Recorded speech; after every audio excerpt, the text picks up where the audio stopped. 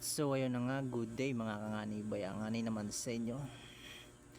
At ngayong araw na ito ay tuturuan ko nga pala kayo kung paano nyo malalaman na nagpapafunction ng inyong left and right na utak, kung saan kapag gumagana ang kanan na yung utak ay napakagaling mo sa salitang English, at kapag naman ay gumagana ang inyong kaliwang utak ay napakagaling mo naman sa matematika, kung saan kapag pinagsabay mo yon, napaka epektibo at masasabi mong matalino kang bata.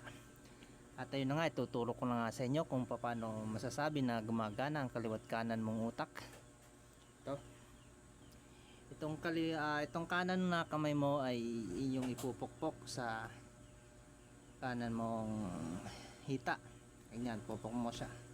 Itong kaliwa naman ay inyong ikukuskus. At kapag pinagsabay mo, itong kakalabasan. Pukpok, kuskus. Isa na. 1, 2, 3, go. Ayan. And then, yung kaliwang kamay mo ay uutusan mo. Siya naman yung pupukpok. At yung kabila ay kuskus. Ayan. Sasabi mo na gumagana yan kapag nauutusan mo ang kaliwat kanan mong kamay. Tapos ibabaliktad mo naman. Ayan. So ayun na nga guys.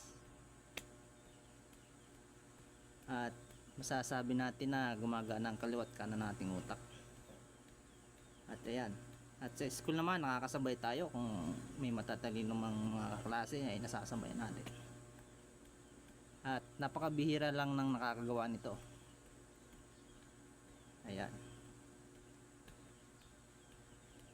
At so ayun na nga guys, sana may natutunan kayo.